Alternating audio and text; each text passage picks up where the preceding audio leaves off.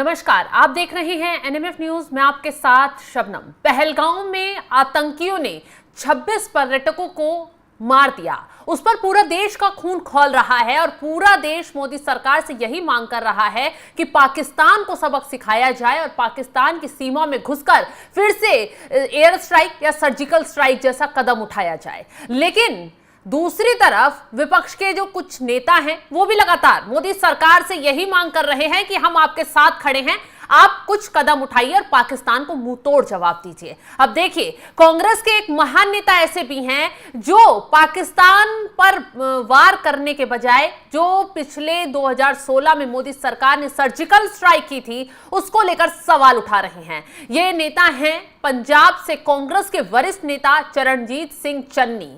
पंजाब के पूर्व मुख्यमंत्री हैं और वो अब कह रहे हैं कि अगर हमारे देश में कोई बम फूट जाए तो क्या हमें पता नहीं चलेगा। सर्जिकल स्ट्राइक पर सवाल उठाते हुए कह रहे हैं कि सर्जिकल स्ट्राइक आपने पाकिस्तान में घुसकर कर दी, उसके क्या सबूत हैं, क्या वहां बम फूटेगा तो क्या हमें पता नहीं चलेगा।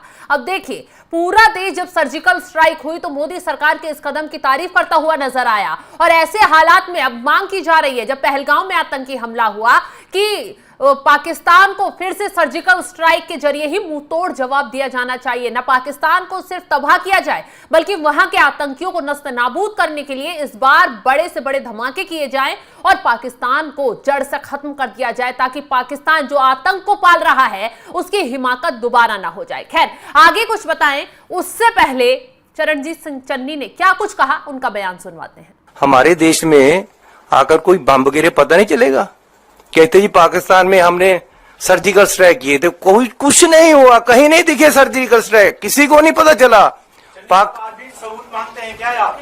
अरे मैं तो हमेशा मांगता रहा हूं भैया, लेकिन आज देश के लोगों की जरूरत है उनके जख्मों पे मल्लम लगाने की। हम डिमांड करते हैं कि भैया कुछ करो, बताओ देश को कौन है आदमी और उनको सजा दो। तो सुन लिया आपने क्या कह रहे हैं चरणजीत सिंह चन्नी। कह रहे हैं सर्जिकल स्ट्राइक के सबूत मैं तो हमेशा से मांगता रहा हूं।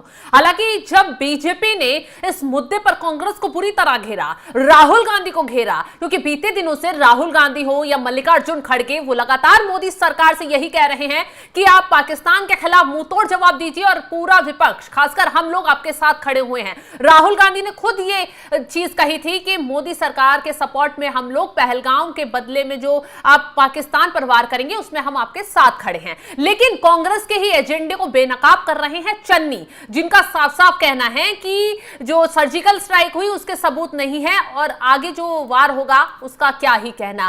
खैर, इसके बाद जब बीजेपी ने उन्हें घेरा तो चरणजीत सिंह चन्नी जो है वो बैकफुट पर आ गए और अपने बयान पर मुकरते हुए नजर आए। पलटवार तो छोड़िए, चन्नी ने तुरंत कह दिया मैं कोई सबूत नहीं मांग रहा हूं और मोदी सरकार जो कार्रवाई करेगी पाकिस्तान पर मैं साथ में खड़ा हूं। क्योंकि अब चन्नी जो पलटे हैं उसके पीछे का रीजन यही है कि आला कमान की तरफ से उन्हें तलब किया गया, आला कमान की तरफ से उन्हें खरी खोटी सुनाई गई। बीते दिनों ही मल्लिकार्जुन खड़गे की तरफ से चेतावनी जारी की गई पार्टी के नेताओं को कि कोई भी पहलगाम आतंकी हमले पर या पाकिस्तान पर अगर भारत सरकार कोई वार करती है उस पर कोई भी टिप्पणी ना करे, क्योंकि विपक्ष जो है पहलगाम हमले पर उसका बदला लेने के लिए, पाकिस्तान को जवाब देने के लिए मोदी सरकार के साथ खड़ा है। बावजूद उसके भी कांग्रेस के महान नेता जो है बाज आने का नाम नहीं ले रहे।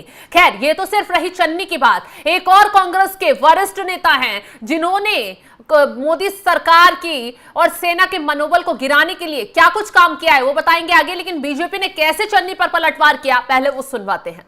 तो मुख्यमंत्री, एक बॉर्डरिंग स्टेट, उसके पूर्व मुख्यमंत्री श्री चरणजीत सिंह चन्नी जी द्वारा ये प्रेस कॉन्फ्रेंस किया गया। और आप सोच के देखिए, स्ट्रैटेजिकली ये कांग्रेस का प्लान्ड विजन है कि ये प्रेस कॉन्फ्रेंस भी CWC के मीटिंग के पश्चात एक तरफ खड़गे जी कुछ बोलेंगे एक रिजोल्यूशन के बारे में और दूसरी तरफ बॉर्डरिंग स्टेट के पूर्व मुख्यमंत्री, वर्तमान के सांसद और उनके एक बहुत बड़े नेता चन्नी साहब पैरेलल प्रेस कॉन्फ्रेंस करेंगे और पैरेलल प्रेस कॉन्फ्रेंस करके कहेंगे कि 2019 में पुलवामा के समय भारत की सेना ने, भारत की वायु सेना ने जो सर्जिकल स्ट्राइक पाकिस्तान के ऊपर किया था वो गलत था, वो हुआ ही नहीं था। उनके शब्द हैं, मैं पढ़ रहा हूं। आपके देश पर कोई बम गिरा जाए और आपको पता ना चले, कहीं कुछ नहीं हुआ था, कोई सर्जिकल स्ट्राइक नहीं हुआ था, किसी को पता नहीं चला, कुछ नहीं दिखा, और मैंने तो हमेशा इसका सबूत मांगा है, हमेशा। प्रधानमंत्री जी के 56 इंच के सीने के ऊपर भी उन्होंने प्रश्न चिन्ह लगाया और उनके ऊपर टॉन्ट कसा। आप बताइए, 2019 के सर्जिकल स्ट्राइक को लेकर पाकिस्तान में खलबली मची, पाकिस्तान के तमाम मंत्रियों ने इस विषय को स्वीकारा, पाकिस्तान के मंत्री और पाकिस्तान के सेना के अधिकारी अभी भी कह रहे हैं कि फिर से सर्जिकल स्ट्राइक न हो जाए।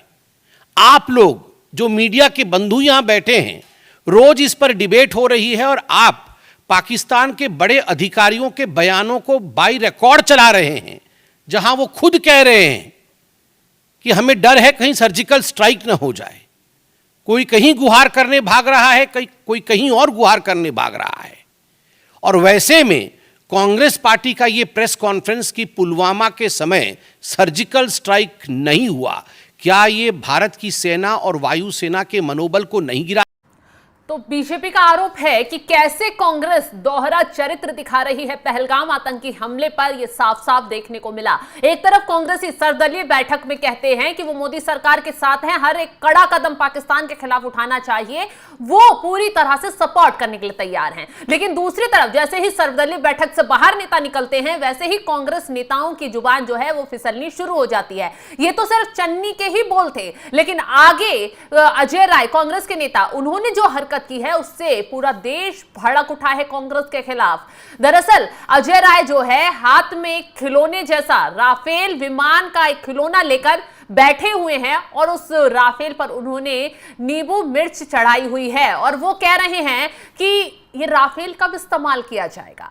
वो सवाल उठाते हुए मोदी सरकार को घेर रहे हैं कि राफेल को सिर्फ नींबू मिर्च चढ़ाकर खड़ा किया हुआ है। दरअसल एक वीडियो जो जारी किया गया अजय राय की तरफ से, उससे कांग्रेस में भी हड़कंप मच गया है, क्योंकि राहुल गांधी जो है गाइडलाइन जारी कर रहे हैं, तो दूसरी तरफ नेता ये दिखा रहे हैं कि उनके लिए हर मुद्दा जो है, चाहे वो देश की इज्जत दांव पर लगने का हो या फिर कोई बड़े आतंकी हमले का हो, उसे सिर्फ राजनीति ही करनी है।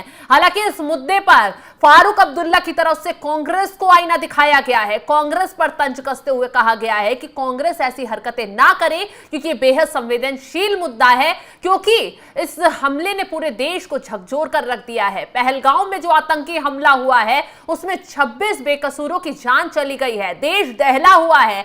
कैसे तैयारियां की जा रही हैं, मोदी सरकार ताबड़तोड़ बैठ के कर रही है, पाकिस्तान पर हमले के लिए तैयारियां शुरू की गई हैं, लेकिन दूसरी तरफ कांग्रेस को जो है राजनीति से फुर्सत नहीं मिल रही है। संबित पात्रा ने कांग्रेस पर पलटवार करते हुए यही कहा है कि कांग्रेस हर मुद्दे पर राजनीति करती है और कांग्रेस ने दिखा दिया है कि उसके लिए राजनीति जरूरी है, देश के मुद्दे जरूरी नहीं हैं। तो ये कांग्रेस का दोहरा चरित्र है। वहीं दूसरी तरफ पाकिस्तान जो है इस कदर खौफ में आ गया है भारत के कदम से, क्योंकि लगातार अमित शाह हो, प्रधानमंत्री मोदी हो या राजनाथ सिंह हो, लगातार बैठ के कर रहे हैं। पहले प्रधानमंत्री मोदी की तरफ से बयान आया कि पहलगाम में आतंकी हमला जिसने भी किया और जिसने भी करवाया उसको चुन चुन कर मारा जाएगा, उसको किसी हाल में छोड़ा नहीं जाएगा। उसके चंद दिनों बाद ही अमित शाह का बयान सामने आया। अमित शाह ने कार्यक्रम में साफ साफ कहा कि आतंकियों को उसी तरह मौत दी जाएगी जिस तरह उन्होंने भारत को झकझोर कर रखने की कोशिश की है, और वही पाकिस्तान से वैसे ही बदला लिया जाएगा जैसे वो आतंक को पालकर खुश होने की कोशिश कर रहा है, वो वैसे ही खून के आंसू रोएगा जब भारत की तरफ से वार किया जाएगा। हालांकि भारत जो है पाकिस्तान पर इस बार कोई बम नहीं फेंकेगा, कोई ऐसा हमला नहीं करेगा जिससे पाकिस्तान को जो डर दिखाई दे रहा है वो पूरा हो जाए, बल्कि इस बार जो अंदरूनी चोट पाकिस्तान को भारत की तरफ से दी जाएगी उसके जख्म शायद ही ना तो शहबाज शरीफ भर पाएंगे और ना ही पाक सेना अध्यक्ष मुनीर भर पाएंगे। और यही वजह है कि लगातार जो बैन भारत की तरफ से पाकिस्तान पर लगाए जा रहे हैं, उससे पाकिस्तान इस कदर बौखलाया हुआ है, लगातार नई नई बयानबाजी कर रहा है,